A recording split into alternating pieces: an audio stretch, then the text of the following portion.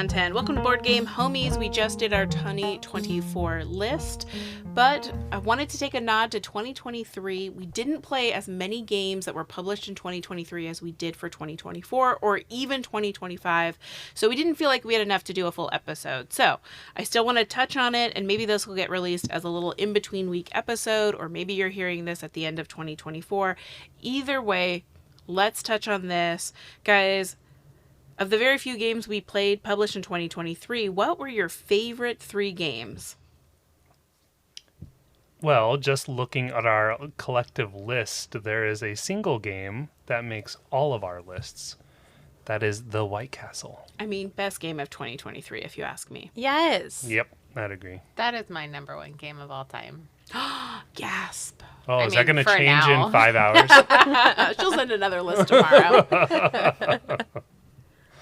The White Castle really surprised me, I think, when it came out. I didn't know what to expect, but I remember hearing a lot of buzz about it from Gen Con or Essen Spiel. I don't remember which. And then I think, Reed, you bought it first. Nope. Or did I buy it first? You bought it first, Oh. and I thought it was going to be a beige, dry Euro. Oh, yeah, that's right. We played it first, and I just remember Reed was smitten by the game. Just looking at before we even started playing, you were just like, I love the board, I love the art, oh my god, I need to get this. And then we played, and thankfully you liked the actual gameplay as well. But it was a game that took me by storm, I think, and I really adore this game. I also wanted to point out that Reed really wanted to put the game on her wall. Like, it was just so beautiful. She kept saying, like, I would put this on my wall. I would wear these as earrings. It's so beautiful. The colors are amazing. And honestly, one of the things I'm most proud of is how well I can put it back in the box. It is a very tight fit. She tight. It is. You have to do it well. We had to teach Reed. I know, and then you got me the organizer for my birthday, and then I had to learn how to put it together again, and then I finally got it all in, and then realized I put it in the lid. Still a learning mini game, putting that game back in. This game took me a little bit of time to resonate with. I think I had stormed to the lead in the first game that we ever played, and then Becky notoriously, after I had the best combo of my whole life, beat me, I think, on a tiebreaker for a second game. And then I proceeded to lose 982 games of this in a row, leading Becky to famously say, well, the way not to win is what you're doing. And then I went home and I cried for a while. Angela! And I decided I was going to get better. So this is a game that's on constant rotation for me on BGA, and I think it's actually resonated a lot more. I love the fact that you only get 9 turns to decide what's going to happen. I don't know that I need Matcha, the expansion. I don't know that I need 12 turns. It's hard enough at 9. I feel like 12 maybe opens it too much. And I've not gotten tired of the 9 turns. And I think there's a lot of variability in the cards that are played. So really, really fun game. I totally think took me a little bit of time, but I definitely agree this is the best game for me of 2023. Yeah, one of the things that's the most mind-boggling and impressive to me of the game is how all of the bonus cards that you get while going up the castle and you add it to your little player board to activate the actions, they never align with the action that you want to take. Absolutely. And it's always so frustrating, yet it's also so impressive that they were able to design it that way. So yeah, the variability is just amazing. This is a game that I do not love the solo play on. You have some sort of cards that you cycle through and an opponent that does that, and it is really, really hard, the solo version, but I love it at any other player count, 2, 3, or 4. I love it at 2. I play it a lot at 2, and there's something about playing it with 4 because you get more ability to stack dice, and you don't get to stack dice with 2, that it adds another component of, you tend to get more coins in that way because you can benefit by putting a lower dice, or if someone in front of you puts a lower dice and then you put a higher dice number, you get the difference in coins. And I think that just doesn't happen it doesn't happen at all in the 2-player game. Yeah, it's so much tighter at 2. You're like, holy crap, I think we were playing with Humming Bell, and she goes, oh my god, in a 4-player game you could put dice on top of each other, and we were like, oh yeah, I forgot, we've just been playing this 2-player.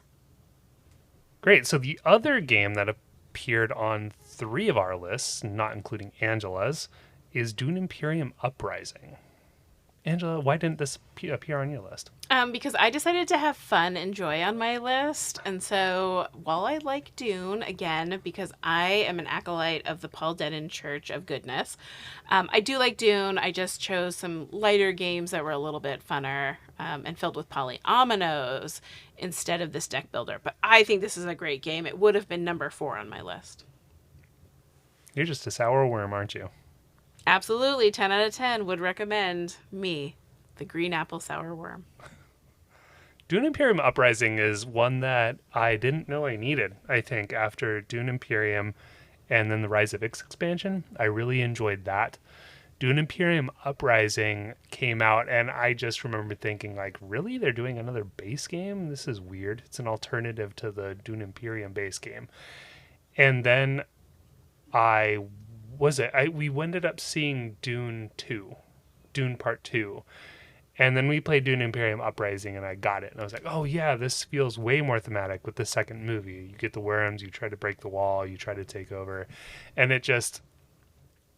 I think it fixes a lot of the things in the base game of Dune Imperium that I knew were an issue, but were kind of fixed by the Rise of Ix expansion. But Uprising, I think, makes that base game better without necessarily the need for an expansion. And so I enjoyed it a lot. I agree with that it made it better. It took me a long time to come around to that because I thought the 2-player version of the original Dune was so perfect. And I was really hesitant about the worms because I think the first game, Gillean destroyed me with the worms. And I either didn't want to go that route or I just wasn't being as successful. But I do think that game improves on the base one. It's amazing. Yeah, my favorite mini game was watching you two debate whether or not both copies would stay in your collection and having to you two play it again 2-player. So there was like this fun extra where I was like, well, I don't care. I think both have pros and cons. I don't know that I love the worms, but I also don't love the kind of weird action selection in the first one. I think the second one definitely improves on that. But I was like, I hope Becky and Gillean fight over it. We did. In my mind, I don't differentiate the two games very much because they are so similar. Dune was the first game that we played together that was not Wingspan. Dune Imperium. Dune Imperium. And so both games definitely hold a strong place in my heart. And it really broke my brain the first time we played. So I do think I've come a long way since then. Yeah, it was like we went from Wingspan to Dune Imperium, and yeah, I remember you looking a little shell-shocked when we played. The final 2 games that we'll talk about here for the best games of 2023 are ones that have appeared on 2 people's lists out of the 4 of us. The first being Thunder Road Vendetta. It appeared on Angela and Reed's lists. Man, ain't no fun like yeeting yourself off a wall. I want to play this game so bad right now. Maybe we will play it for my birthday. Yeah, I don't know. It is a good time. Yeah. It is silly Billy, and I always am like, I'm going to destroy you. And it's like, anyway, did you want to die immediately and lose all your cars? And I was like, okay, cool. But it never lasts too long. And it's fun, and I love that we are like starting map. What if we didn't? And it's just chaos at the beginning. It is ridiculous. That's the only way to play. Just chaos from the beginning. There is so much more to discover with this game. We just popped open the last time we played the expansion that you had gotten. Oh my God, fire. And we just didn't even go through. There's so many different components to that, and we just saw a slice of it. So I really am excited about digging into this more. Notably, not the Maximum Chrome edition. It's just the base game with like Wait, some that's a odds peasant and version? ends. Yeah, it is the peasant Well, version. But it has like sleeves that are special. Well, I didn't want to. I bought extras separately. I didn't think I needed every single expansion, Gillean. You don't even have the big rig expansion, which is the one that would be fun because you get little motorcycles and a big rig. I probably should have bought that one. That one lets you play 5 players. I should have done that. But you don't need everything. But you get a but to Becky's point, you get a shiny box. I should have bought Chrome. Chrome. Yeah. But the problem is I had bought Thunder Road Vendetta, the base game, and then the Kickstarter reprint happened months later. So I would have had to sell my base game, then buy Maximum Chrome, and I was doing the math. I was trying to be fiscally responsible, but now I just have regrets, and that's okay. If you had bought the shiny box, it would have made Becky's list. I can't confirm or deny that. Thunder Road is a lot of fun, and I love that we listen to the Fast and the Furious soundtrack every time. Unless Ashton's there because she doesn't love it, which She is says, fair. No. I will watch Sex in the City while you guys play a race car game. Okay, I don't think that was during Thunder Road. It's just funnier to think that it is. I had never watched Sex in the City before, and there were a lot of strange noise in that. Whatever game we were playing. Yeah, it was odd. We were like, Reed was over there trying to think on her turn. It was quiet except for the background noise. And It's that a was... vroom, vroom, boom, boom, if you know. Gosh golly. Good times. Good times. I do enjoy Thunder Road Vendetta. I think we talked about it in the past, and I would say like the biggest issues I have with the game that it manages to overcome largely is the player elimination. Because I think Angela experienced it more recently where you crashed 2 of your cars in like the first 2 rounds and you had 1 car left and you're going along. But there are situations where if you unfortunately land on traps or roll poorly or somebody manages to attack you, you could be out of cars very quickly and just kind of watch the escapades continue without you, notably. But I nevertheless, it's fun even just watching other people play and just the chaos that ensues. Yeah, it's a delight. I like the game a lot. Yeah, when someone's eliminated, it signals the end marker comes up. So you like go get a refill on your drink and some snacks and watch other people duke it out, and slowly people die and you're like, ha ha ha, loser. And then they go, you're the loser, you died first. And you go, oh, you're right. But yeah, I really like that game. One of my favorite scenarios was when Angela was trying to, I think you were trying to attack me or something, and you ended up hitting yourself into a wall and blowing up. That was amazing. It was so sad for Angela. Oh, I love it. That's what I love. Because I think it's still that same part of like, you don't take the game very seriously, right? Like, this isn't like Heat pedal to the metal where you're like deck building and you're trying to get slipstreams and there's some strategy. Here I'm like, anyway, what if I was behind you and just tried to blow you up? So I appreciate that, and it allows me to be silly. And I think when you give yourself the freedom to be silly, you have the freedom to not necessarily care that it's luck or it's dice rolls, and it's always over too quick where you don't actually feel bad about the whole thing. This was definitely one of the first truly whimsical and silly games that we played. And it was, I don't know, it was just the level of joy that was there was surprising and really fun and kind of like, oh, we can do this. My brain doesn't always have to hurt. Oh, Reed. I know. Oh. I didn't mean to make that sad. It's not sad. Sometimes you need a break, as seen in our 2024 list that was all joy games. Gillian, what was the other game that was tied with Thunder Road Vendetta? Brussels, 1893, Belle Epoque. Okay, this is a cheat. It really should be a different game. The expansion was released in 2023, you cheaters. Okay, but the game was It's a new re-released. game repackaged. You're one to talk Thunder Road Vendetta. Hey, that game is quality content, and I just feel sad that is our number 3 game when a great game like Wild Tiled West is left in the cold. As it should be. In the dust. Oh, yeah. Oh, Angela. good one, Becky. Yeah. Look, Good we one. could have had 2 Paul Denon games on here, but you guys are Paul Denon haters. No, we're just Brussels lovers. Okay, anyway, this game is also really good, though. I do agree. It is, Becky and I, when we first played the game, we played it 2-player, and it is the most vicious 2-player game I think I've ever played. It was constant just attacking the other player, not attacking, but trying to make moves specifically to prevent them from having more options. And it was brutal. Like I said in a previous episode, it was like a knife fight in a phone booth. It was just intense. I think the only other game I played recently that matches that is maybe Barrage. Barrage also has that pretty intense like level of competition at 2 players. We feel that way when we play viticulture with you at 2 players. So there are other games that are very stabby at 2 players. Don't worry, it's not even 2 with Gillean. It's 3 players and 4 players. He gives you just enough hope to crush your dreams, like the grapes. Or your grapes. Just crush the grapes. Yeah. This was Angela's surprise top 2 game of 2023, I think, when we were. Yeah, it was in my favorite plays section. I do really love this game. And again, I think it's fun, but mean, but thoughtful. I really like it. Just talking about it right now, I was like, ooh, I kind of want to play that game again right now. And you two, Becky and Reed, you guys just played it at 2 player, and then I was really sad and jealous that I missed it.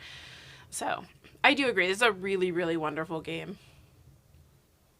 We should play soon. I'm sorry you were sad. I know. And sick, right? Well, okay, yeah, I came back from Philadelphia with the hantavirus, I'm sure, but That was the Philly flu. Philly flu. I did not really like this game when we played it. It was one of those games where I fell so far behind and never caught back up. And I'm not just saying like a little behind. I was probably 50 to 100 points down at the end of each play that we had. And it just felt like it dragged on. And then Becky and I played it at 2 players, and I felt absolutely the opposite about it. It was going to be my joy game if we had had a joy game in this episode.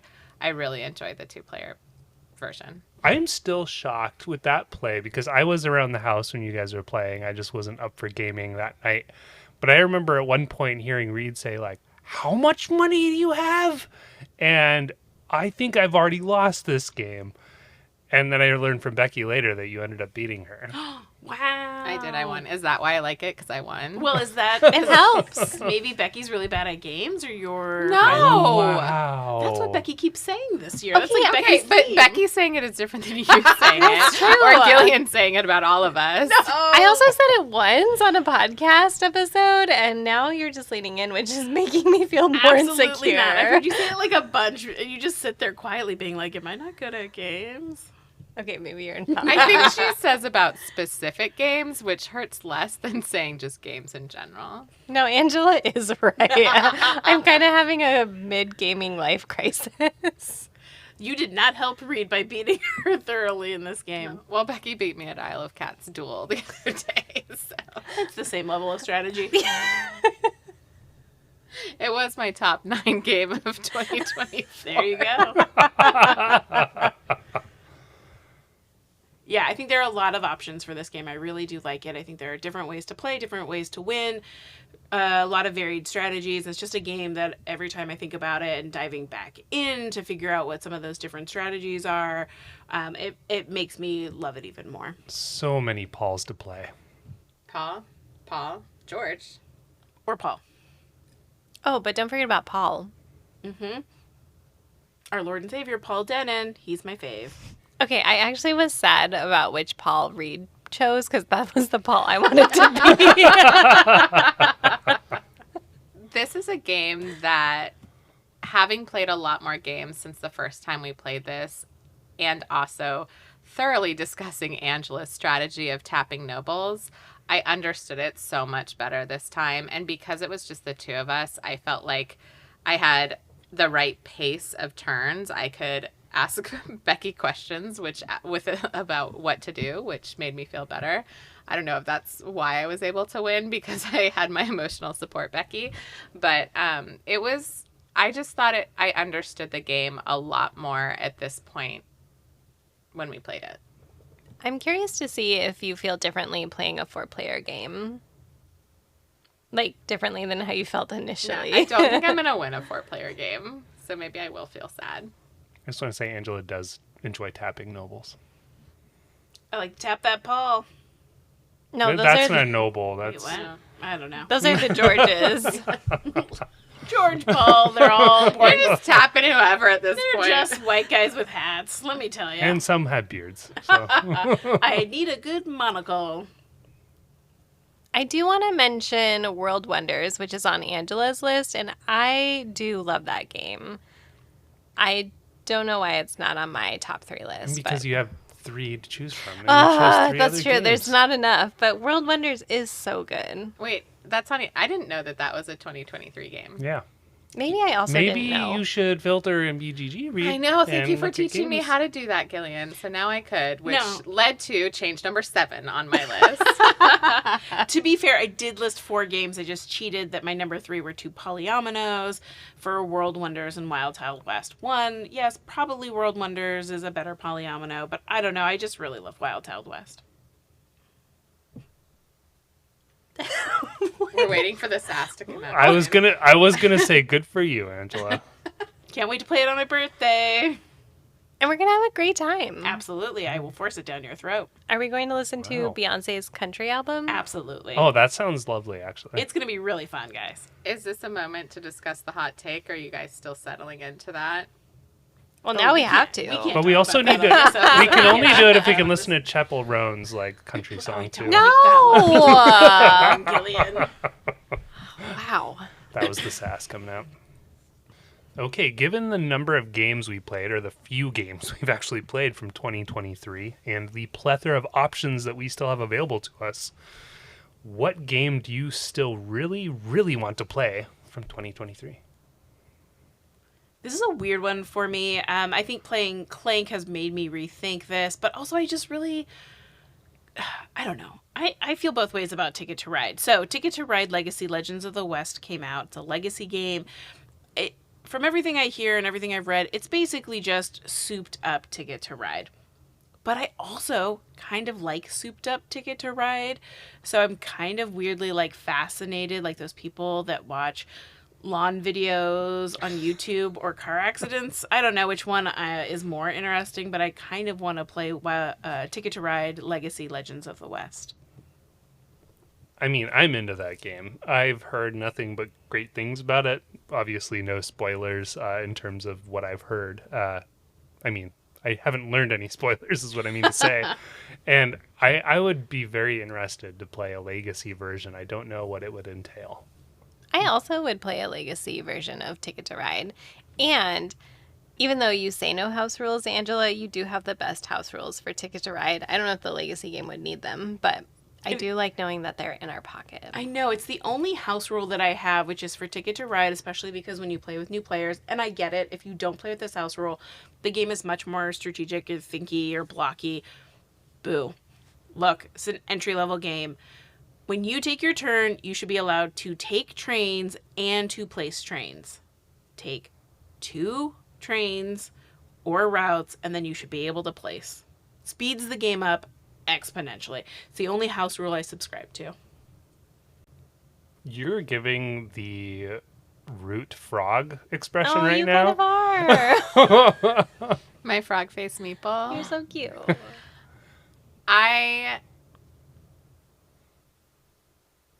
She will Our not be fro- playing this you're game with frozen. us. We need to find a fourth. Yeah, okay, we gotta do Okay. this. Humming bell? Oh yeah, here we go. This Yep, is go down the list of friends that we have on the internet and sub them in. Remember that time where you all started playing Sagrada Artisans, and I was like, oh, I would really love to play Sagrada Artisans, but then you started playing with Ashton, so now it's like at this awkward moment. We've already talked about that. You can delete this, but I'm like, why wasn't this the game that you all started without me? because Ashton wouldn't play with us. Oh, yes, it's only because my girlfriend wanted to see the shiny dice, played one game, and then said, no, thank you. Also, you were supposed to be in California every single weekend, and we needed to have substitute games. So if you... Don't you remember when you had a different job of travel and leisure? Yes, that I actually reworked my work schedule around to never be gone on a Thursday. I'm like, I'm sorry, this is the game that I either have to be back by game time or leave after And that. you learned that lesson because we found a poor substitute for you in Sagrada Artisans. And she's never played a game Yeah, since. we didn't even find a substitute. We had a trial run and it did not work out. We tried to replace you. Okay. We can that- just keep talking about this so I don't have to talk about Ticket to Ride. I don't know how I feel about this. I love you guys so much. I will play it. I hopefully will enjoy it. Ticket to Ride is not my favorite game.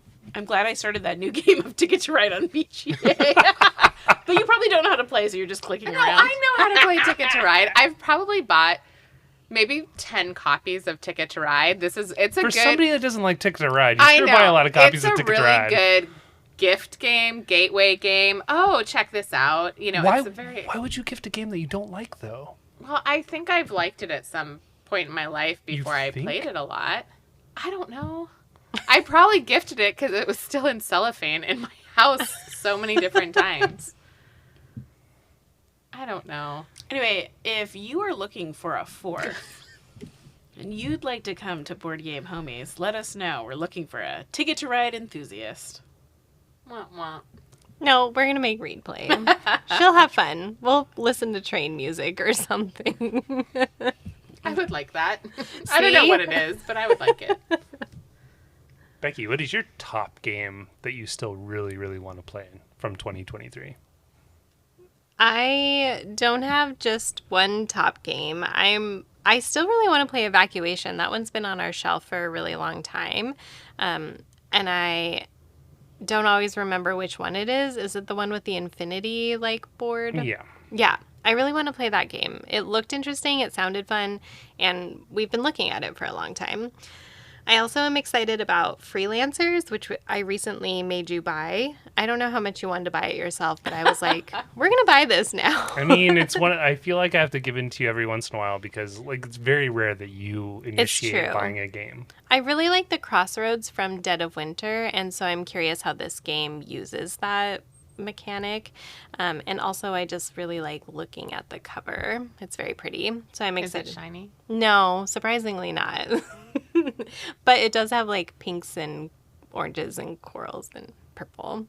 I also really want to play Septima. I thought Angela was going to buy it, and then I think you read some not great reviews about it, but I still want to play that game. Yeah, it's a game I had heard I like the theme a lot. I like witches. I think, if I remember, there's a bag that you pull stuff out of. But it got kind of middling reviews. And so I was like, and I think I was just coming off of Kutnahora. So I was a little shell-shocked. But it's definitely a game I would play again. I lament that we don't have a rental service here in town, because it's totally a game I would want to play. So if we ever find it at a convention or something like this, I am down to play Septima. Or if we see it at really cheap at one of these board game sales, I'm more than willing to not pay full price to play it and then turn around and sell it if it doesn't resonate. But I'm glad that you're excited about or at least interested in dipping a toe in. What if I give you $5? Oh Will my you God. buy it? Is that a deal? No, absolutely not. $10. I need to find it for $10. Dang it. And then I will require a $10 voucher after I buy it.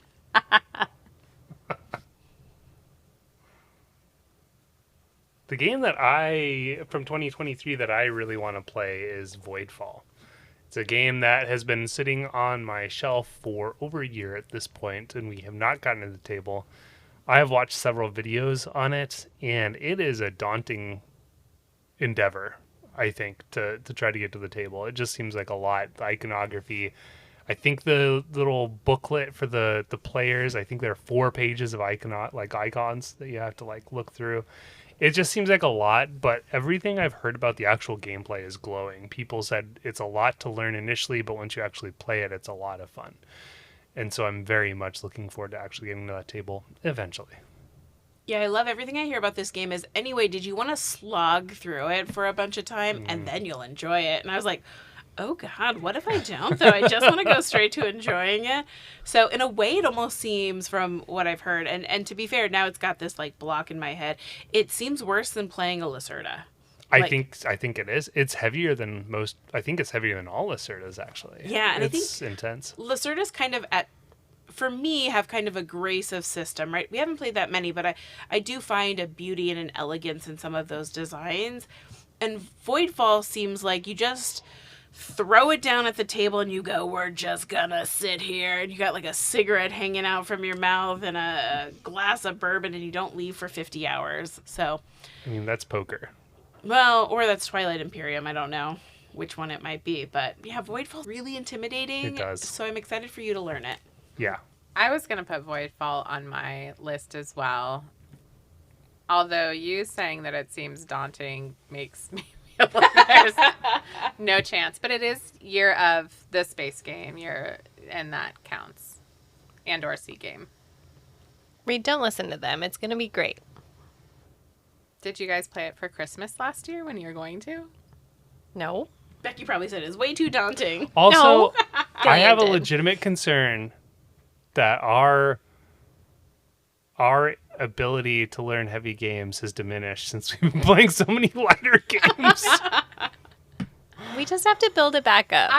I think it's also, I mean, Galactic Cruise, what's the name of Cruise. that? Galactic Cruise was a lot to learn, but the play wasn't that difficult. It was just a lot to learn, and I think that felt like a lot. Yeah, that's like, I think, a whole point below Voidfall in terms of complexity. Yeah, and I think ultimately Galactic Cruise boiled down to a worker placement game with positive player interaction. But that does lead me actually to a game that I am definitely going to get played before the end of the year that is sitting on my shelf from 2023, which is Hegemony. And Hegemony has been in our plans to play for a while. We missed this really slim window where the world didn't seem terrible and you could still play Hegemony. And then America turned into America, and it just has felt way too real. And now everything seems like it's pretty much better. So I should probably... Wait, what? Yeah, What? well, I live in an alternate reality because it's the only way I can cope anymore. So I figure at this point I should remember what democracy actually is. And so it actually makes me more excited to play Hegemony so I can remember what check and balances are like in the government system we have. I wasn't as depressed about playing this game until that. But I did have this as my other 2023 game that I wanted to play. And it's heavy. So I do think it's something that we can, again, dive into, whet our appetites for, and slog off some of our crunchy brain crust that's happening. It's also asymmetric. Oh, sorry. Oh, I didn't know that. Yeah. Oh, no, I knew that because you play the different, not factions, but the different entities within society. Mm-hmm. Which we already actually assigned among our group. I don't remember what we chose. Yeah, I want to choose again. I was probably the government. I think I was the government. Oh, great. But I don't remember. I don't know if our ability to learn a crunchier game is there, or if it's just the fact that we need more joy in our lives and are like, would we spend X amount of hours learning a new game, or would we play one of the games that brings us joy? Gillian's looking at me like, I don't know what you're talking about. I mean, I don't know the answer to that. I was going to say maybe both. But looking at all of our top 10s of 2024, I do think it's really come into more joyful games. Not that we don't have fun playing the crunchier games, but... I don't know. I'm the only one that has fun, apparently. No. I have a hard time playing a 3-hour game where there's no interaction besides me asking Becky what I'm doing. I mean, I think that's really just figuring out, though, the game that you like and don't like. And I also feel the same way in the journey of I'm starting to be more selective about the games that don't have player interaction, and they have to fill me with a certain amount of joy versus the ones that do have much more robust player interaction. There is a game on my list that is really weird that kind of, I think, will have a lot of player interaction, but I've not wanted to buy it because it's very niche, and I felt like it would be very niche from even our perspective, which is La Famiglia, a mafia game, and it's a 2v2 player game. Oh. So it's only 4 players. You have to play it 2v2, so then you're like, cool, you always have to have 4 people. And it's co-op, so it's 2v2 co-op version. But you control like 6 mafia families, and it's played like in Italy. The cover is really gorgeous. I heard about it, and it's always kind of been sitting in the back of my head. So if we really want to like probably get into blowing each other up and dominating our mob lives, this might be a game that eventually makes its way into my collection. But it's so niche. Why haven't you bought it yet? I know. That sounds like great. right up your alley. I know, but it doesn't seem like... I mean, I can hope and dream that somebody else will one day want to play Hegemony. And it has enough name recognition and value that I think it's fine, and I could bring it maybe to a convention or somebody we meet maybe wants to play it at a convention. La Famiglia, I will never say it correctly. It just feels very like niche of a niche. I think it sounds But- great. But I feel like a board game convention would be the place to find somebody to play that with Yeah. you. Like, I mean, I think the four of us would all play and we'd have Yeah. fun. But I think that game, because it's niche, would attract people. And so I think it that would be sounds great. worthwhile, I think. I think Hegemony it's like Daybreak. Like, is it too depressing to play? Would we be stressed out because no matter what we're doing? I mean, obviously not for you three. That was the sigh of America. I mean, there's definitely a point in every game of Daybreak where I have this like, oh god, we're all going down in flames. But hey, it might be drowning, But or I it love might it. be an ice storm, That's or it true. might be toxic rain. Like, you don't know how you're gonna go. that's true. I do love a tag, and I love how that game has tags. So That's what'll save us. board games, Yeah. gross. If we like Hegemony, are you going to end up buying World Order? No, I've heard enough that they play slightly differently, so I think Hegemony would definitely fill the hole in my heart, and I would look for somebody else to have World Order. The last game that I had, or the second game I had on my list that I really want to play from 2023 is one that I initially pre-ordered when it was in Kickstarter, and then I ended up canceling my pledge, and that is Darwin's Journey. Talking about my love for science, I've always been infatuated with Charles Darwin and his theory of evolution and kind of the process that led him there. In Darwin's Journey, from the art to the gameplay, I think is one that really intrigued me. Overall, I think what made me hesitate was that the board seemed fairly busy, but I think since then there have been busier boards that we played and I've been okay. And it's still like hovering at around, like I think above an 8 or an 8 user rating on BGG. And so it still seems to hold its own. And so I'm interested in trying that game and may end up eventually buying it. But yeah, that's one that I'm very intrigued to try. I'm actually kind of surprised this game hasn't yet been in your collection. It seemed like a game that was kind of up your alley, and I didn't know whether or not just some reviews had come in and not been glowing, but I don't know that I've heard too much of the negative version, and I can't remember if it was nominated for a Spiel or something, kind of got it more into the public view. But yeah, I guess I am surprised that you don't own this. And I also think that there are great games that would fit in your collection that just time passes you by and you're like, well, it's too late, we're not going back. But you see it on a used shelf one day and you just add it in. Yeah, the struggle I have with this, I think it had some Kickstarter stuff. That might be hard to get at this Oh, point. no. So Oh, yeah. So Does it have gold coins? Becky will have to get them for me for my birthday. So Ah, thanks for the idea. yeah, you're welcome. So of all the games we've played from 2023, what game did not live up to the hype for you? Oh, where do we start? I mean, 2 of you have the same game listed.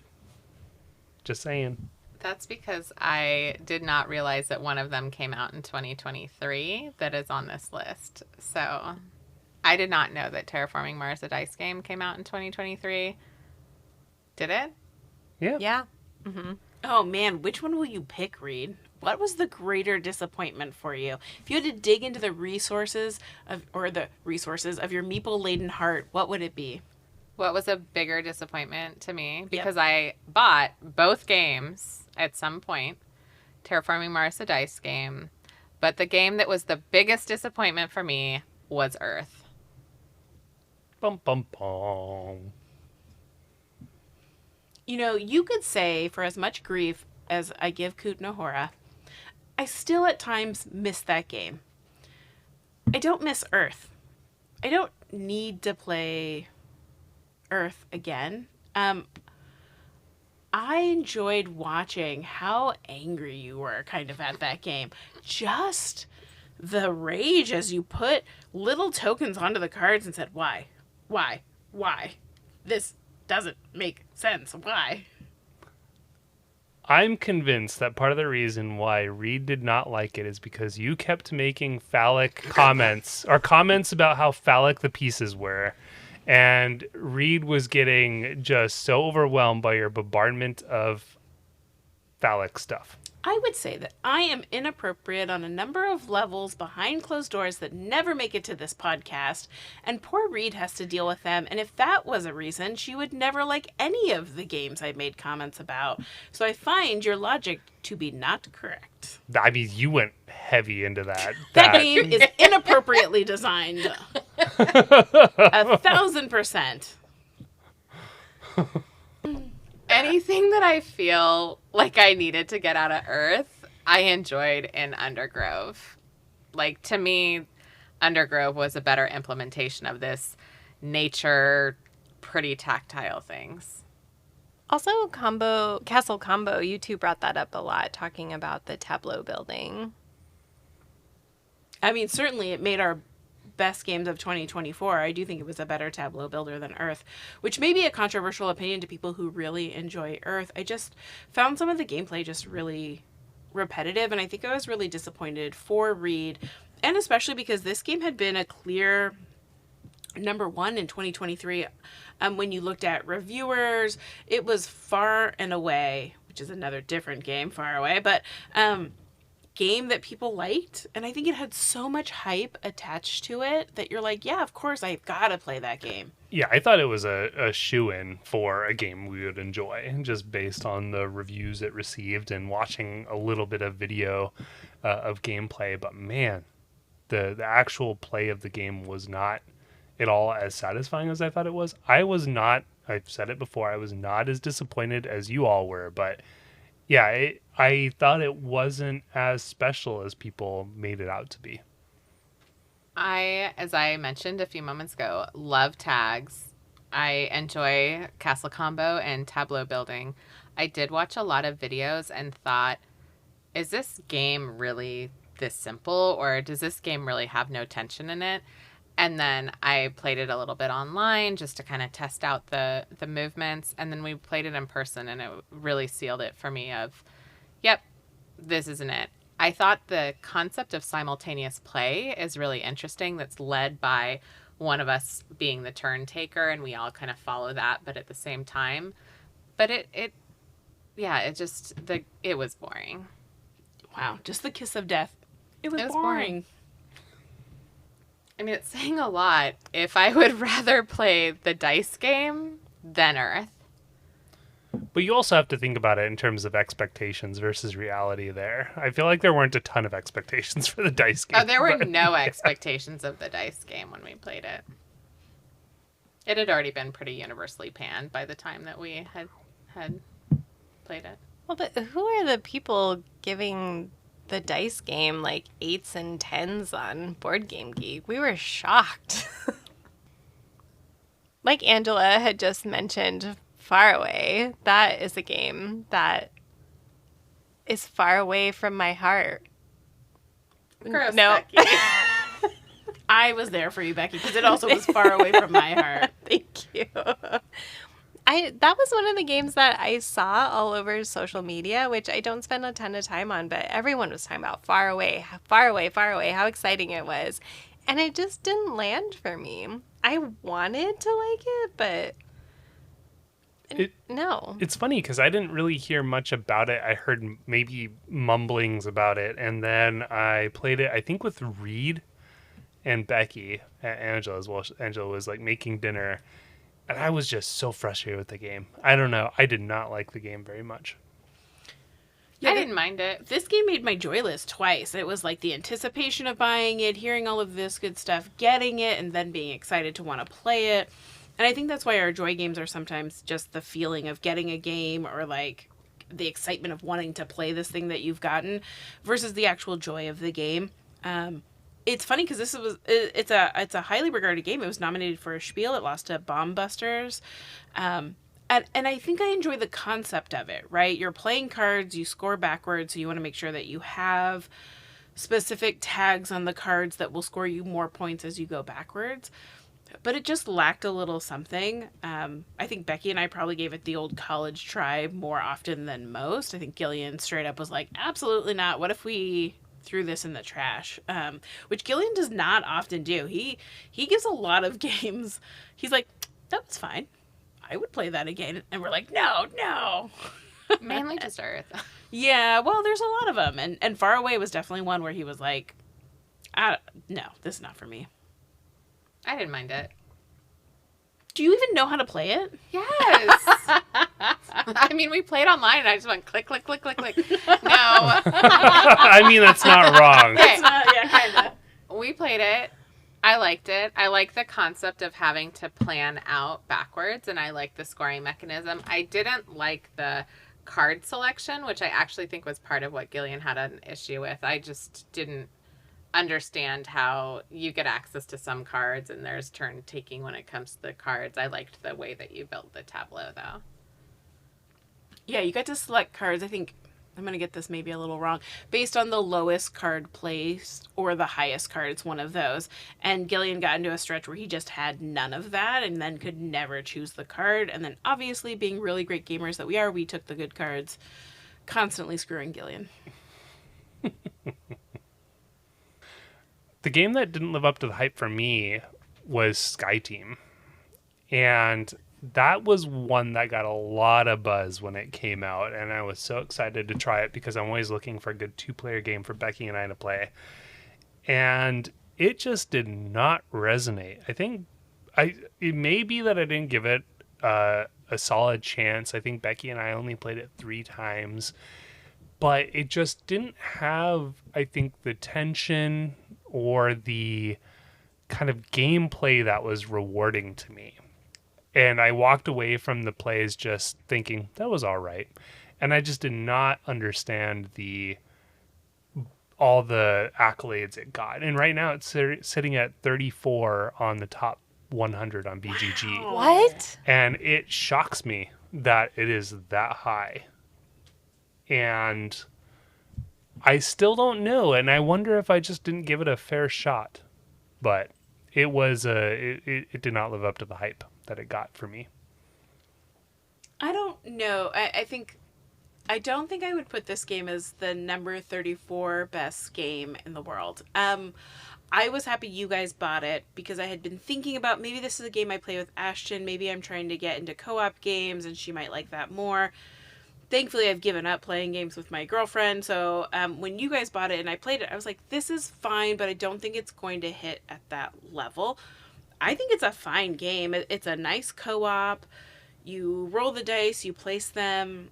34 just seems really high. I don't know that it's doing anything so above and beyond that I would see it ranked that highly. It's fine. I don't know that I would turn down a play. It's a delight. I don't know that I would play it 8 times in a row and demand to ask for it again. Yeah. Wildcard Mike lent us his copy of it. We played it at a local game con, which was, I enjoyed it. I think that might be the only time I played it in person. I would have played it again. Is it the number 34 game on BGG? No. But it was fun. Yeah, I think it's fine. Yeah, I would say it's fine. It just, given the enjoyment I got and the hype that it had, it was a disappointment in that regard. I think I really enjoyed the first play of it, and then middle of the second play, it kind of felt same, and then the third play, I was like, They did come out with expansion pieces or destinations really quickly, so that must have been some feedback that they got about the replayability. Or it may have just been that they were trying to strike while the iron was hot. Because it's still like number 41 on the hotness as we're recording this. Yeah, it still continues to find people who are interested. And I do think it's an affordable game. 2-player games are all of the rage right now. It is doing something slightly different in that it's a no-talking co-op game. There's lots of different variability in terms of like different routes that you can do, which determine the difficulty level and the planes that are out. But I don't know. I just don't know that it would have a permanent home in my collection. So I was really happy that you guys bought it and kind of saved that for me. But they don't have it anymore. Who? Becky and Gillian. Yeah, we got rid of it fairly fast. Oh, yeah. I got my... yeah, my she got to moochin' play. time. I got my moochin' time in. Alrighty, going on. What game did you not love that you played that was published in 2023? This is where I messed up the categories. Sorry, everybody.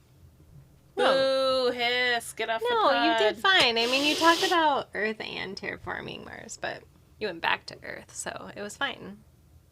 Yeah, blinded can- by your rage. You can just start over and just own it. Blinded by the light. Owning was, did we play Great Western Trail in 2023? No, we did not. We It's not literally games we just played played. it this I know. year. It was bad. I'm just thinking that. Reed That did was my not comment. resonate with Great Western Trail. And also, I think, Gillian, did you not... Was it just a game that was fine for you? It was fine. It did not live up to the hype. We played Great Western Trail New Zealand, which is not published in 2023. I'll say here, but yeah, it just didn't live up to the hype for me. Or I should say, not the hype, but it just didn't give me what I wanted out of that heavy Euro gameplay. I talked... Oh, go ahead. I was just going to say insert cheap pun here, but I didn't have anything other than that. I just wanted somebody to make a sheep pun. Wait, so are we talking about Great Western Trail? That's No. what 2023? Uh-uh. Okay. I'm just saying I didn't so, like that game. so what's your 2023 game that you did not love? I don't think I played enough 2023 games to not love them. Terraforming Mars? The dice You love game. that? Yeah. I know, but I already talked about those. But they continue. They can be on multiple sections Yeah. for you. Okay, Earth will forever be one of the worst games. I talked about the game that I just did not like in our favorite plays of 2024. We had the same kind of question, and that was After Us. And this was early on in 2023. Before the homies, I think, got on a more consistent schedule. I was looking for like, oh, I like playing board games. I should go out and find places and things to do. So I went to a little baby board game meetup at a pub.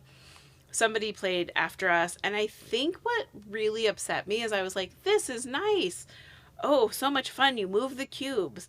And then I went home and sat on it and just became so angry. I was like, you just move the cubes. There's no player interactions. It's cubes, cubes, cubes. You move the cubes. You do the cubes. And I think because I had a pleasant play, but then I realized the game is just there to trick you into moving cubes from one side to the other side, and it made me angry. So anyway, I have a lot to say about this game that nobody really talks about, that doesn't have any hype. It has monkeys on the cover that do not tie into its theme, but anyway, once again, After Us. No, I think I'm good. I really didn't like that phase you went through of wanting to just go find people to play games with. I was like, hey, maybe play with us. That conversation is when we started playing games. Also, so much so that we basically just tagged along with you to that same board game meetup. And Becky and I also played After Us when you played After Us. So thanks for not remembering. Oh, I remembered that you guys were sitting there, and I was like, guys, I think this is a great game. My other game group would Yeah. also like it. Just throwing dirt in your face, and you guys were like, okay. But that event is what sparked our consistent like Thursday game nights. One would say After Us, a very formative game filled Aw. with rage. So I started out this question very dodo and being totally wrong and trying to be sarcastic about Great Western Trail. It did come out in 2023. New Which one? Zealand did. Really? Which is what we played. So that is my most disappointing game of 2023. I think for you, Reed, it hits, like the others, two spots. One, it didn't live up to the hype that I think Great Western Trail has around it. And two, you hated that game. And I love sheep. It was very, very difficult. Why didn't you like the game, Reed? Let's dive into this. It was a long time to play. It was a long time to learn.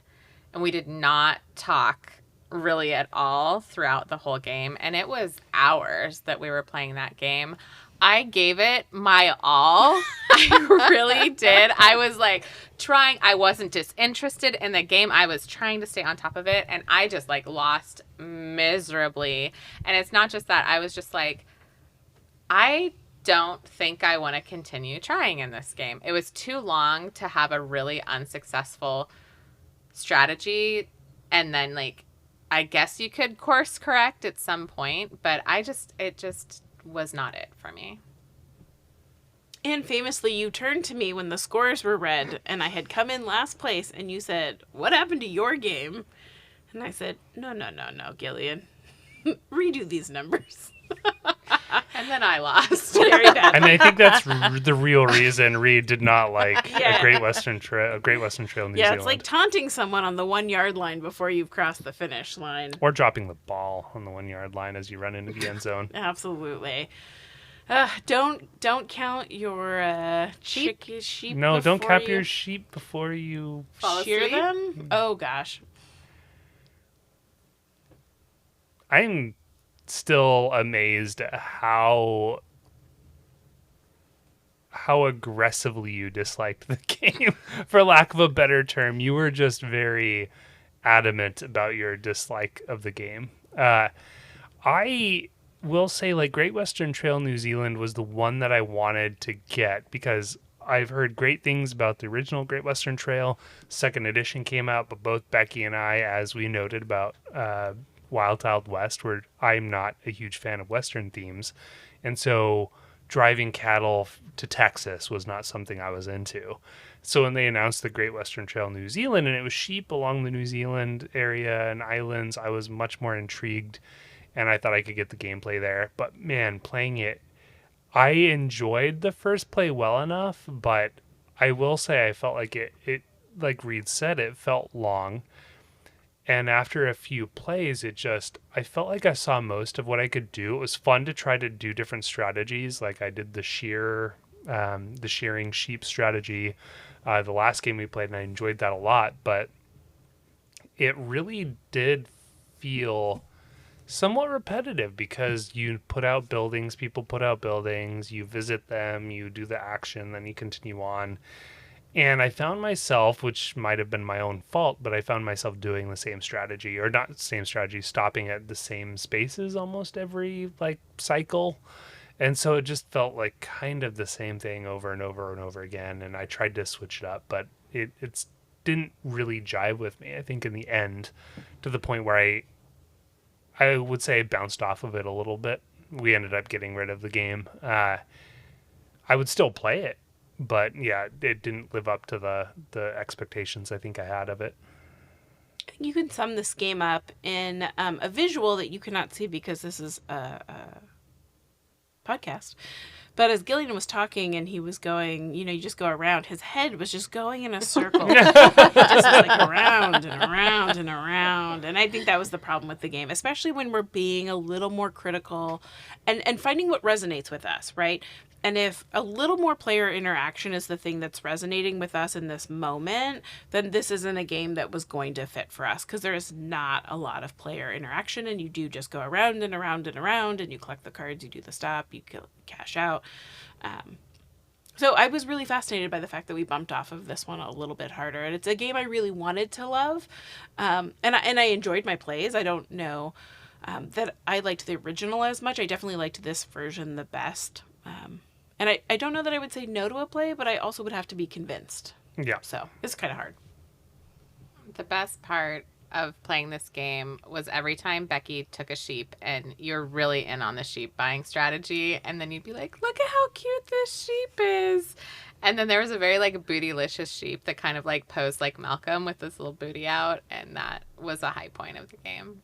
The sheep brought me so much joy. And in those moments, you all were just like busy doing your own thing and you did not care about how excited I was about the sheep. Because I was like, look at him. And you guys are just like, doing your thing, going to plan your next move. I don't know. But I was just over there fawning over the sheep.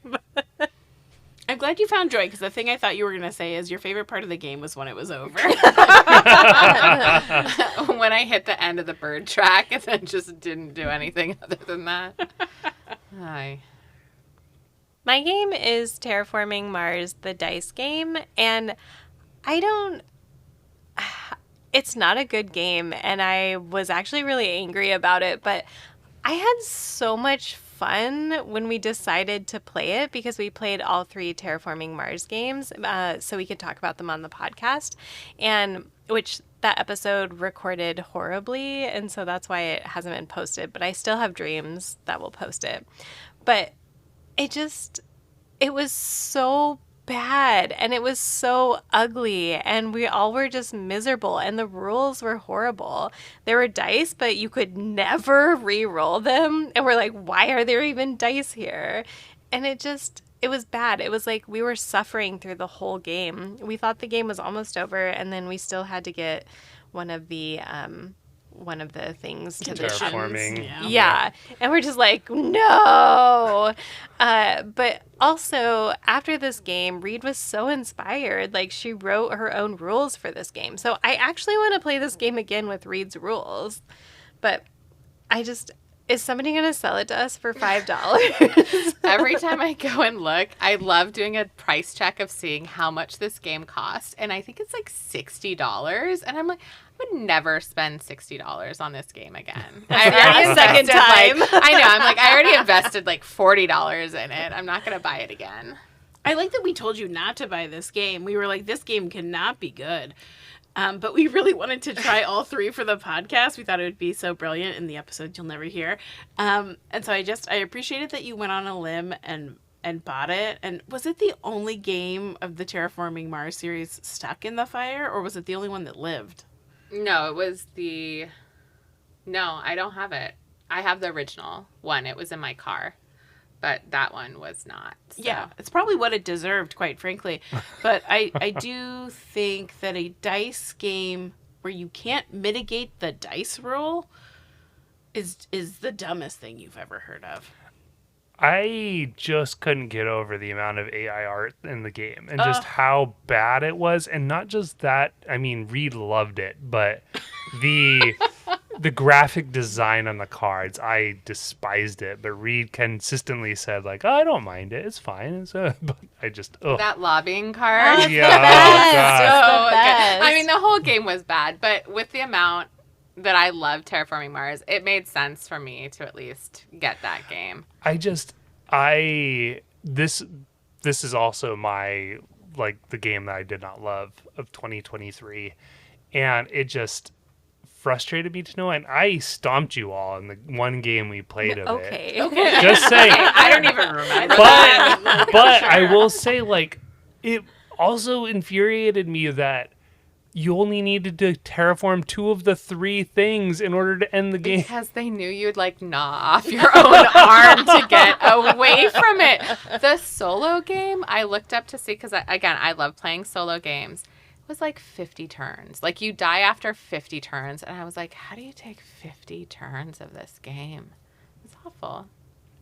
I need you to do the lobbying card. So in our gamer chat, we take little stickers of cards, and so the lobbying card will post up on social media for you, which I'm committing Becky to. And so we use it a lot. I want to see a lobbying card where it's like you're lobbying to, like, eat your own arm. Get me out of this game ends immediately if you can gnaw off your entire arm. You won't be able to roll the dice anymore. I'm just going to do what they did and just put it into, like, an AI bot and be like, make me a Terraforming Mars card. That's going to get us closer to daybreak. Oh. Is it the dog card that's in all 3 games? The pets card? Yes. That's like the same dog. Like, do you think that dog is one of their dogs? Because if it is, I will like that more. But I hate that card. I would like to hope so, but I also, their staunch stance on keeping their AI art and not justifying it does make me think that it is not their dog, because that would be too kind. To own a dog? Yes.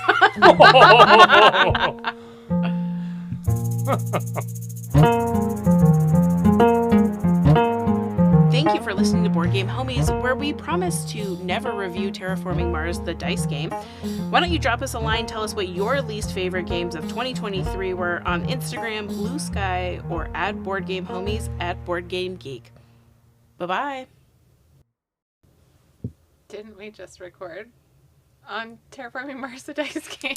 No, we just said we hated it. Okay. Wait, but I really want us to post that episode. Well, maybe that'll The just be audio is a very fifth bad. thing. That was definitely not a mini episode. No, that turned out to be a full episode. Gillian, what was the last from our 2023 that tied with Thunder Road Vendetta? Wait, I think we should take a break real quick just to get a paper towel and squish something. Oh yeah, she saw it. Just a spider? Mm-hmm.